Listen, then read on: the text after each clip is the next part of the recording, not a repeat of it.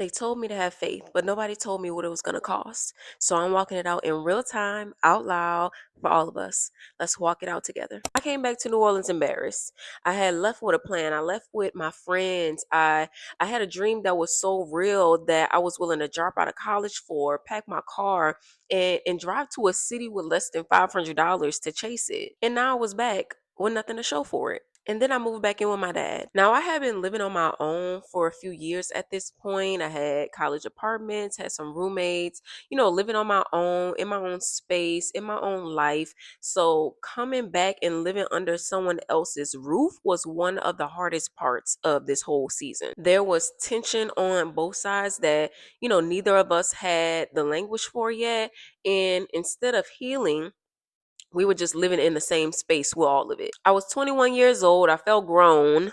I always handled my business, stayed out the way, and took care of myself. So, with somebody telling me what to do at this age, it brought out an anger in me that I wasn't prepared for. Child, I was rebellious. I did what I wanted. I came and went as I pleased because, in my mind, you don't get to parent me. Not just because I just so happen to be living under your roof. And with all that anger, as justified as it felt, that came with a cost because I got kicked out right before Christmas. Who child, the timing alone felt like betrayal. So I ended up going back by my mom and stayed with her for a few months until I could get back on my feet and get my own place. But in the middle of that, I was still building. So before Atlanta, during Atlanta, and when I had decided to come back to New Orleans, I had started doing hair full time. I started doing full locks. It was a skill that I had picked up back in college that I had turned into a side hustle, but it ended up being my lifeline.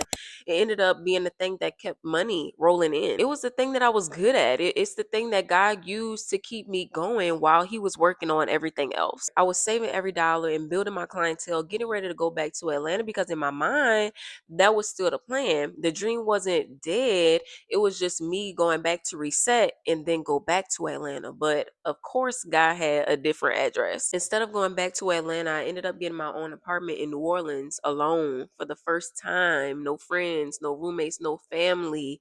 And what filled that space was peace. And that's something that I didn't understand back then. I thought that going back home meant that I lost. And looking back, God was just repositioning me.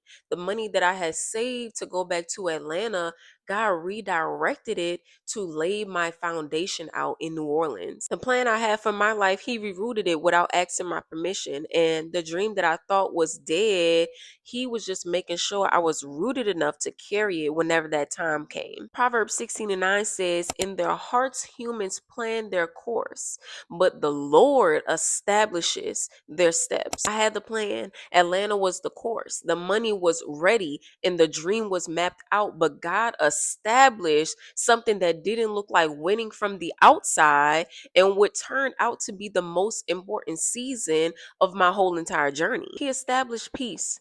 He established stillness. He established a foundation that I didn't even know that I was building on. Your plan is not wrong and your dream is not dead, but God's establishment will always supersede your plan. And what He builds in the reroute is always greater than what you would have built if you would have gotten your way. Now, the Bible says faith without works is dead. So I'm going to give you the 3 P's because this walk requires more than just hearing. It requires you to actually move. The pivot. Stop trying to get back to the plan you had. What if where you are right now is not a step backwards, but a setup?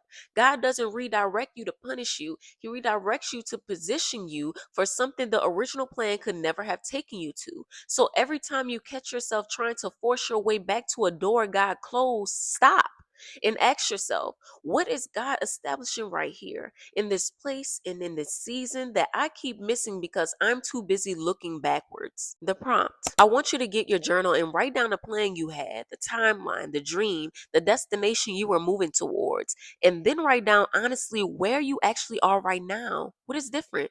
What changed without your permission? And in the gap between those two things, what has God been quietly building that you haven't given Him credit for yet? Write it all down because sometimes we're so focused on what we lost that we can't see what He's been establishing the whole entire time. The practicality. Find your peace this week. Literally, identify the one environment, the one practice, the one moment in your day where everything gets quiet and you can actually breathe. And then protect it like it's the most important thing on your calendar, because it is. Peace is not a reward for when life finally calms down. Peace is the ground God builds on. And if you don't know where your peace lives yet, that is your only assignment this week. Find it, because God will not build on chaos. He only builds on peace. And that's been waiting for you to get still enough to let Him. Because God will reroute everything that you plan to give you something you didn't know you needed. The plan you had was good, but what God establishes in its place is better. It always is.